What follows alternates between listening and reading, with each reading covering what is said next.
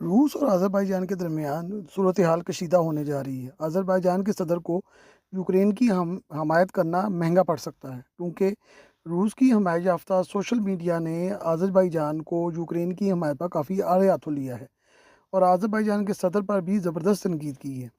آذربائیجان کی تاریخ بھی وہی ہے جو یوکرین اور جارجیا کی ہے۔ دونوں ممالک جو ہیں وہ کمیونسٹ دور میں روس کے زیر تسلط رہے۔ جارجیا پر 2008 میں حملہ کر کے روس نے اس کے 20% حصے پر قبضہ کر لیا تھا، جو آج تک برقرار ہے، جبکہ یوکرین کی حالت اس سے بھی بری ہے اور ایسا یوکرین کا 40% حصہ روس کے قبضے میں ہے۔ روس نے یہ اعلان بھی کر رکھا ہے کہ وہ جب چاہے یوکرین کے دارالحکومت پر قبضہ کر کے کھیل ختم کر سکتا ہے۔ جارجیا کے جن حصوں پر روس نے قبضہ کیا تھا اسے اب آزاد ملک بھی قرار دے دیا گیا ہے اور روس نے اسے تسلیم بھی کر لیا ہے۔ آذربائیجان کے صدر نے ہار نہیں مانی اور ان کا رویہ مزید جارحانہ ہو گیا ہے۔ آذربائیجان کے دفتر خارجہ نے عالمی عدالت انصاف میں اپنے مسافر طیارے کے گرنے کا مقدمہ روس پر دائر کرنے کا اعلان کر دیا ہے۔ یہ مسافر طیارہ قازقستان میں 2024 میں گر کر تباہ ہو گیا تھا اور خیال کیا جاتا ہے کہ اسے روس نے نشانہ بنایا تھا۔ آذربائیجان ان 15 ممالک میں شامل ہے جنہوں نے 1992 میں روس سے آزادی حاصل کی تھی۔ شروع میں روس کے ساتھ آذربائیجان کے تعلقات بہت قریبی اور دوستانہ تھے اور آذربائیجان روس کے زیر سایہ سیکورٹی الائنس کا ممبر بھی تھا، جسے اس نے 1999 میں خیر بات کہہ دیا تھا۔ 2009 میں جب آرمینیا کو روس نے $800 ملین کے ہتھیار فراہم کیے تو آذربائیجان اور روس میں کافی کشیدگی پیدا ہو گئی۔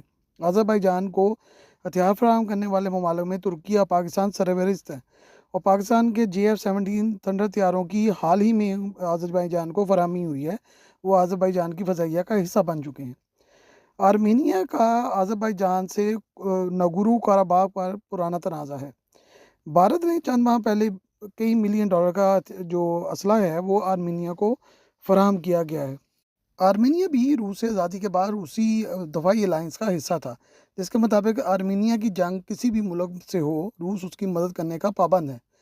روس نے 2020 میں آرمینیا اور آذربائیجان کے درمیان بہت زیادہ جو تنازع تھا وہ بڑھ گیا تھا، اس کو رکوانے کی خاطر اپنے 1960 امن فوجی اس علاقے میں بھجوائے تھے، جس سے وقتی طور پر جنگ بندی بھی ہو گئی تھی اور علاقے میں امن بھی قائم ہو گیا تھا۔ 2023 میں آذربائیجان نے دوبارہ نگورو قراباغ پر قبضہ کر لیا اور یہ قبضہ بڑی شدت سے اور بڑی تیزی سے کیا گیا۔ اس کی بڑی وجہ یہ تھی کہ یوکرین کی جنگ 2022 میں شروع ہو چکی تھی اور جو روس تھا وہ اس طرف بزی تھا، لیکن روس نے اس قبضے پر بہت زیادہ ناراضگی کا اظہار کیا تھا اور آذربائیجان کو بہت زیادہ تنبیہ کی تھی کہ اس نے جو روسی فوجیں ہیں، امن فوج، ان کی موجودگی کا بھی پاس نہیں کیا اور آذربائیجان نے آرمینیا پر حملہ کر دیا اور نگورو قراباغ پر دوبارہ قبضہ کر لیا۔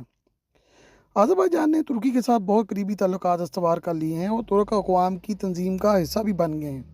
یہ تنظیم ان تمام ممالک پر مشتمل ہے جو سلطنت عثمانیہ کا حصہ رہ چکی ہیں۔ قازقستان، کرغزستان، ازبکستان اس تنظیم کے ممبران ہیں۔ ہنگری، ترکمانستان اور جنوبی قبرص اس تنظیم میں مبصرین کی حیثیت سے شریک ہوئے ہیں۔ جون 2025 میں روس نے کئی آذربائیجانی باشندوں کو گرفتار کر کے غائب کر دیا تھا، جن کی تعداد تقریباً 50 بتائی جاتی ہے۔ آذربائیجان اور روس میں کشیدگی بہت بڑھ گئی ہے اور خیال کیا جا رہا ہے کہ روس آذربائیجان پر جو اس کا متنازع علاقہ ہے اس پر ہم کسی وقت بھی حملہ کر سکتا ہے اور آذربائیجان کا قبضہ چھڑانے کے لیے نگورو قراباغ کو خالی کروا لیا جائے گا اور روس اس پہ مکمل تیاری بھی کر رہا ہے۔ اگر یہ ہو گیا تو کشیدگی بہت زیادہ بڑھ جائے گی اور اس علاقے میں ایک نیا تنازع کھڑا ہو جائے گا۔ آرمینیا جو ہے وہ خود اس پہ کارروائی نہیں کرنا چاہتا، لیکن آذربائیجان کو دھمکانے کے لیے روس یہ اقدام کرنا چاہتا ہے۔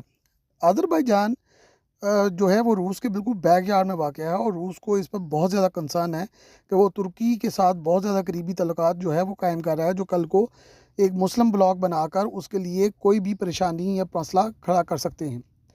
آئندہ چند دنوں میں اگر روس نے حملہ کیا تو علاقے میں ایک نئی کشیدگی پیدا ہو جائے گی اور یورپ جو پہلے ہی ان معاملات سے بہت زیادہ پریشان بیٹھے ہیں وہ مزید پریشانی کا شکار ہو جائیں گے۔